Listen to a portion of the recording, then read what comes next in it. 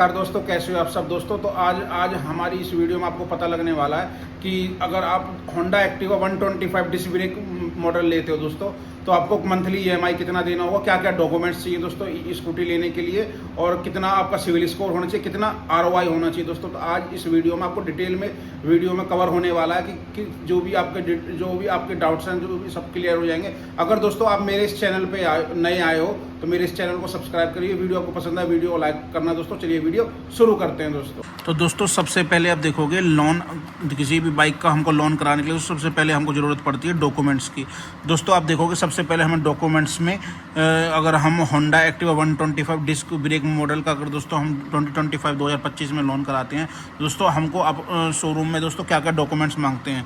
तो दोस्तों हम बात करें दोस्तों, सबसे पहले आपको जाओगे तो सब डॉक्यूमेंट्स में आधार कार्ड, पैन कार्ड, एक बैंक अकाउंट, एक 2 फोटो, पासपोर्ट साइज दोस्तों। आपको डॉक्यूमेंट्स चाहिए होते हैं दोस्तों। आप लोन कराने जाते हो किसी भी बाइक या कार का दोस्तों, ये डॉक्यूमेंट्स आपको लगते हैं दोस्तों। ठीक है दोस्तों, अब हम बात करेंगे अगर दोस्तों की कैश ऑन रोड प्राइस। दोस्तों मैं बात कर रहा हूँ नोएडा शोरूम का। नोएडा से मैंने ये फॉर्मेट बनवाया दोस्तों, नोएडा शोरूम से आप देख सकते हैं। यहाँ पे हमारे यहाँ होंडा एक्टिवा 125 दोस्तों डिस्क ब्रेक मॉडल की मैं बात कर रहा हूँ 2025 में।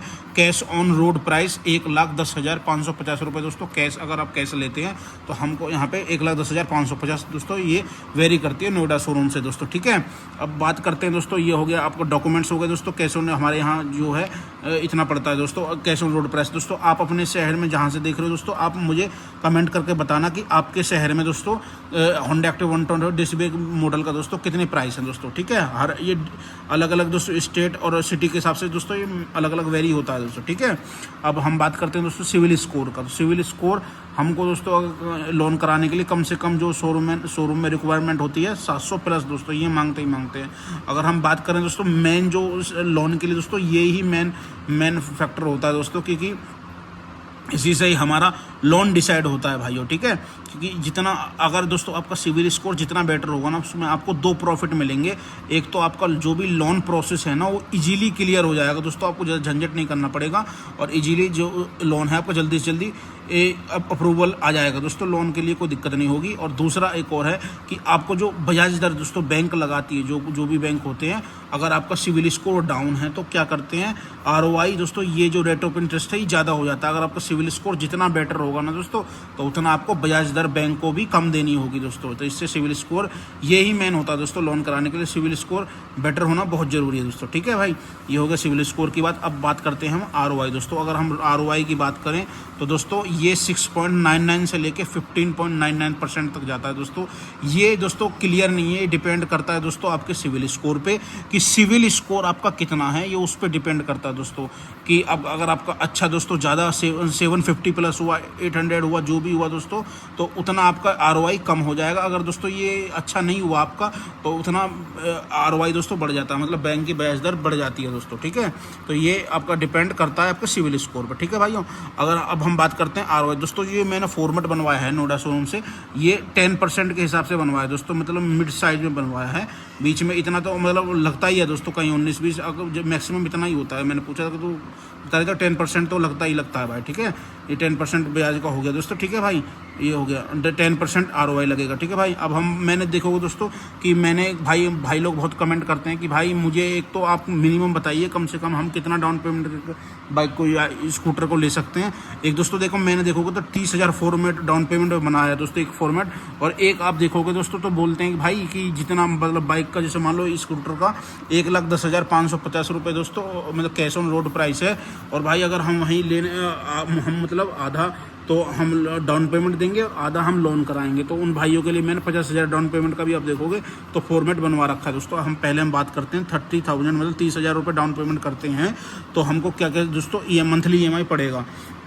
तो देखिए 7607 रुपये, मतलब 12 महीने की अगर हम किस्त कराते हैं 30,000 डाउन पेमेंट देगा दोस्तों, तो 7607 रुपये की आपको हमको मंथली ईएमआई पड़ेगा दोस्तों। वहीं अगर 24 महीने की हम किस्त कराते हैं तो 4356 रुपये का दोस्तों 2 साल के लिए ईएमआई कराएंगे तो 4356 रुपये मंथली ईएमआई बनेगा। वहीं 3 साल के लिए अगर हम बात करें, देखिए 3273 रुपये का दोस्तों मंथली ईएमआई बनेगा 3 साल के लिए।